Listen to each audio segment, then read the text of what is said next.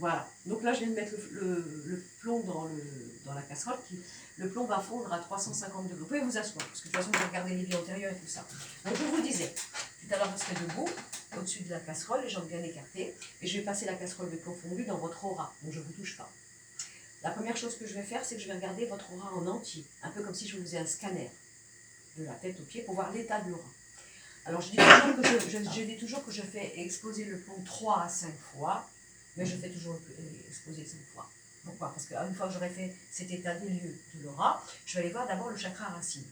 Votre enfance, votre venue au monde, votre éducation, qu'est-ce qui s'est passé? Est-ce que vous avez gardé en fonction de cela des peurs, des traumatismes et des blocages? En fonction de ce chakra-là, j'irai chercher un autre. D'accord? Et puis, de toute façon, je finirai par le chakra de la voyance et du coronal. Et après, une fois que j'aurai fini, je remets mon plomb dans ma casserole parce que je veux que vous partiez de chez moi toute propre. Donc vous allez avoir une petite figurine qui va apparaître à chaque fois qui, en principe, vous représente. Et moi, une fois que j'ai fait mes chakras, je remets le plomb.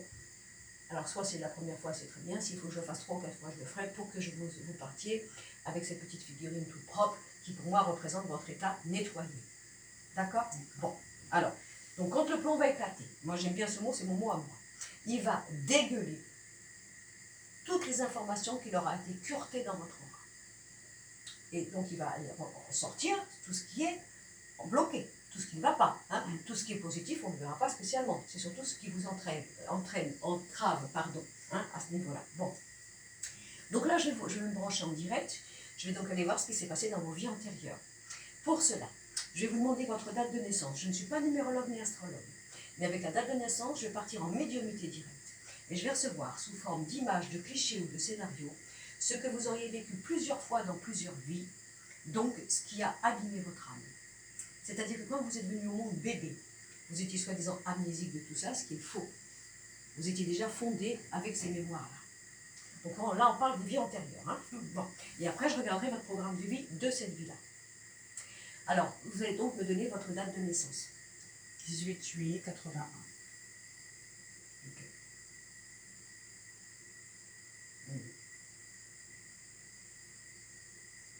Alors déjà, ce que je ressens, c'est que vous avez eu beaucoup de vies avec un manque de papa, un manque d'homme dans votre vie, hein, d'accord? Mais c'était interdit. Interdit par le clan de la mère, interdit par la famille. Donc le père était rejeté, il était caché, il était banni. Il n'a pas le droit. Donc cette petite fille, elle est éduquée par, je vous parle de petite fille, hein, elle est éduquée par le clan familial, mais bien entendu avec parfois une mère qui garde pour elle son enfant avec le pouvoir, puisque le père n'en veut pas. Donc cette petite fille, elle est éduquée comme quoi l'homme est soi-disant dangereux ou mauvais. C'est sa manière à elle d'être éduquée par la femme, par les membres féminins de sa famille. Vous comprenez? Donc on a ce genre de relation de femme entre la grand-mère, la mère, la petite fille. Et on fait en sorte que cette petite fille, soi-disant, doit devenir évidemment une femme conforme, comme il faut, d'accord? Mais surtout, on va lui blesser son émotionnel. Pourquoi on va lui blesser son émotionnel? Parce que ces femmes-là qui sont en général contre l'homme ou qui bannissent l'homme, ou soi-disant qui ont été blessées par l'homme, ça peut arriver aussi, hein, d'accord, hein, elles s'en veulent. Elles s'en veulent parce que bien sûr elles ont peut-être été amoureuses. Et comme elles ont été amoureuses, eh bien, elles se sont senties naïves ou crédules ou trompées. Donc on éduque la petite fille en faisant en sorte qu'elle ne soit pas fragile, qu'elle ne soit pas dans cet état de sensibilité, de rêve.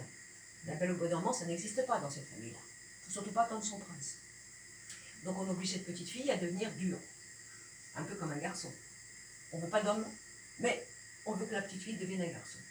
Donc une petite fille qui devient comme un garçon, elle n'a pas le droit de pleurer, elle n'a pas le droit d'être sensible, elle n'a pas le droit de se pleurer dessus, parce que de toute façon, ça ne se fait pas. Donc on lui casse son féminin, sa sensibilité, son droit au rêve, son droit à se relier avec l'homme, puisqu'on lui fait croire que si jamais elle est dans cet état d'amour, d'émotionnel, de confiance ou de foi, elle va se faire avoir. Elle va se faire avoir. Donc il y a un souci par rapport au féminin, construit par rapport aux vies antérieures, dans cette notion de proposer à la femme d'être super indépendante, de ne compter que sur elle, et de faire